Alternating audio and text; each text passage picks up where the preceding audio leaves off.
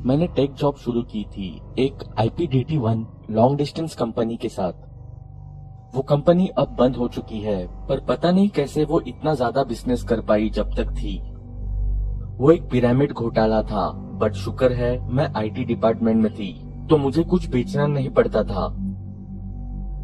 वो एक टिपिकल छोटा टेक सपोर्ट वाला कॉल सेंटर था। कस्टमर्स कॉल करते, वर्जन क्वेस्ट वाले कॉल करते थे और कहते थे DT1 लाइंस डाउन है और आउटेज हो गया है।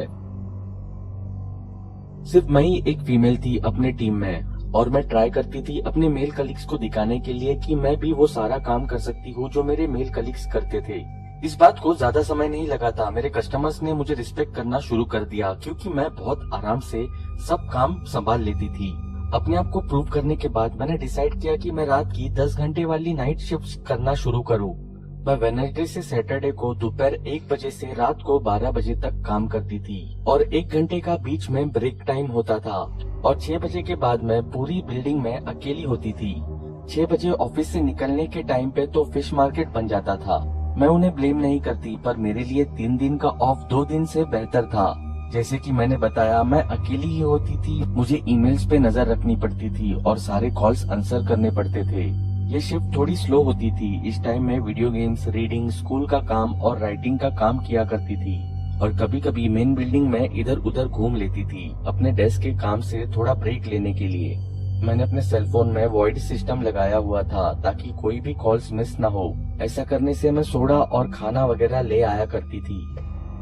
एक बार मैं अपने डेस्क से दूर थी और नीचे लंच रूम से सोडा लेने जा रही थी। वेंडिंग मशीन बेसमेंट फ्लोर में थी। बेसमेंट में विंडोज की दीवार बनी हुई थी और एक सिक्योरिटी डोर भी था। मेन एंट्रेंस भी ऐसा ही था, बस वहाँ पे एक कैमरा था मेन डोर की तरफ, पर और कुछ नहीं जो सेफ लगे।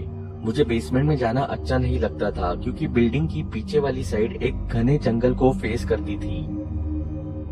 वहाँ जाने के लिए एक रास्ता बना हुआ था, पर पता नहीं किस वजह से उन्होंने वहाँ कोई लाइट्स नहीं लगाई थी।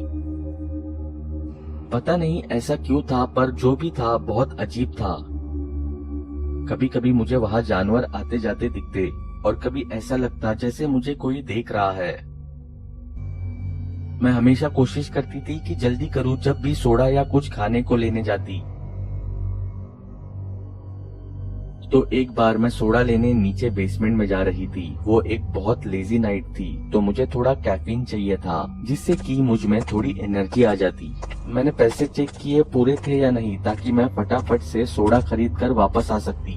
मैंने अपनी आंख टेढ़ी करके देखा तो मुझे ग्लास डोर के उस तरफ अंधेरे में कोई दिखा।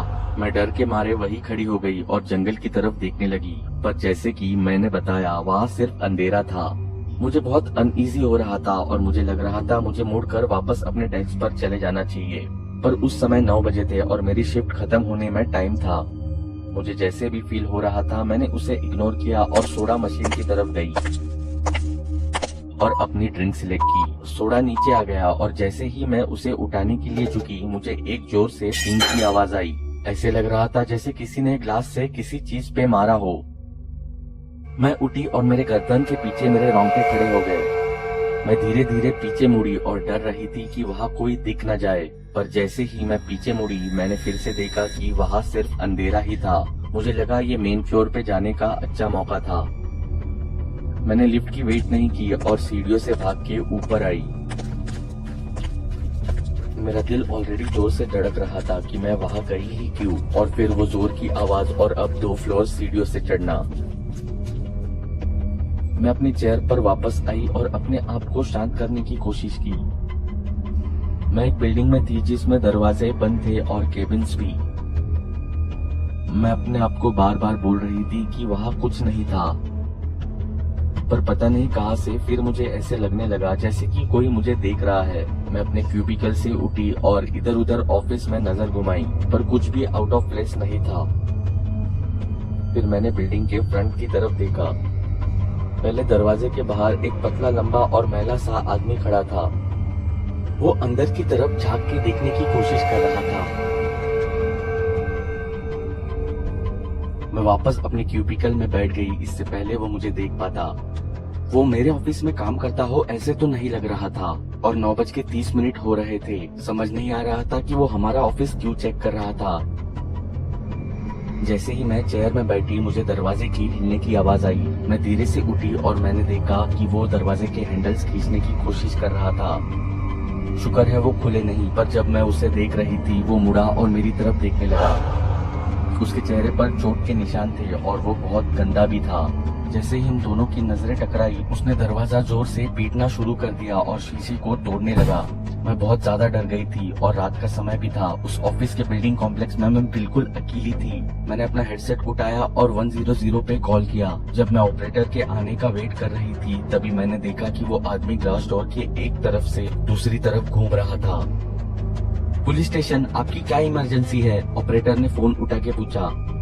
मेरा नाम समैंटा है और मैं स्पेक्ट्रम आईटी सर्विसेज बिल्डिंग में काम करती हूँ। मैं चाहती हूँ कि कोई आकर देखे। यहाँ एक आदमी मेरे ऑफिस बिल्डिंग में घुसने की कोशिश कर रहा है। जब मैं उससे बात कर रही थी वो आदमी वहाँ से गायब हो गया। मैंने सब तरफ देखने की कोशिश की पर वो मुझे नहीं दिखा। मुझे पता था कि वो ऐसे ही नहीं चला जाएगा। वो इतनी जोर से दरवाजा पीट रहा था और फिर एकदम से एक बहुत बड़ा पत्थर कहीं से आया और दरवाजे पर जोर से लगा। मैं चिल्लाई और अपने डेस्क के नीचे छुप गई। ऑपरेटर ने पूछा कि अभी क्या हुआ और मैंने बताया कि एक बड़ा पत्थर दरवाजे पर आके लगा। उसने पूछा कि ग्लास का दरवाजा इतना टूट गया है कि वो आदमी अंदर आ पाए। मैं देखना नहीं चाहती थी पर ऑपरेटर ने मुझे देखने को कहा ताकि पता चल सके कि वो आदमी कहाँ है। मैंने अपने डेस्क के नीचे से क्रॉल किया और डेस्क के ऊपर छुप के देखा कि पहले वाले दरवाजे में एक बहुत बड़ा क्रैक आ गया था। मैं डर के मारे सीट पर बैठ गई और ऑपरेटर से रिक्वेस्ट किया कि पुलिस को जल्दी से भेज दो। उसने कहा पुलिस रास्ते में है। मैंने ऐसी कहानियाँ पहले बहुत पढ़ी है और लोग कहते हैं कि पुलिस कभी भी टाइम पे नहीं पहुँच पाती और वो झूठ नहीं बोलते। ऐसा लग रहा था जैसे टाइम रुक गया है और तुम कुछ कर नहीं पा रहे। एक बार और दरवाजे की आवाज आई और उसके साथ ही शीशा टूटने की आवाज।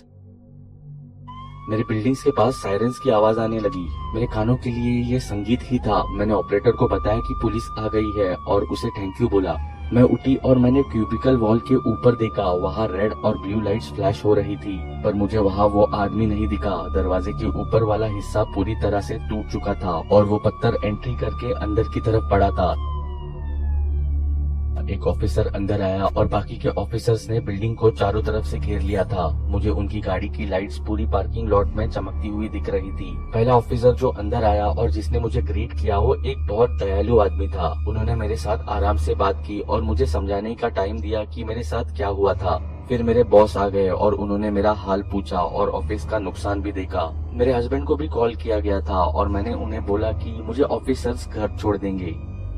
मैंने थोड़े दिन के लिए छुट्टियां ली और दूसरी जॉब ढूंढने लगी जहां मुझे रात को काम ना करना पड़े।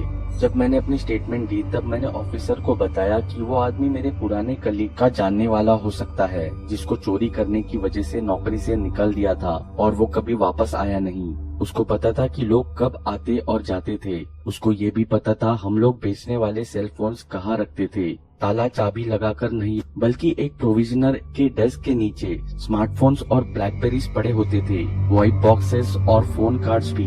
मैंने 1 महीने बाद ये नौकरी छोड़ दी और एक क्रेडिट कार्ड मशीन कंपनी में काम करने लगी। उस ऑफिस में बहुत लोग थे। वो कॉल सेंटर ही था पर मैं वहाँ बहुत सेफ फील करती थी। वहाँ सिक्योरिटी और सेफ्टी कैमरास हर जगह लगाए हुए थे। जैसे कि मैंने बताया वो कंपनी अब बंद हो चुकी है। उसको एक दूसरे कंपनी ने खरीद लिया था और उन्होंने सारे फंड्स खत्म कर दिए थे जिससे उसकी कोई वर्थ नहीं रही। और वो जो आदमी उस दिन जो मेरे ऑफिस में घुसने की कोशिश कर रहा था, मैं उम्मीद करती हूँ कि मैं उसे फिर वापस कभी न मिलूं।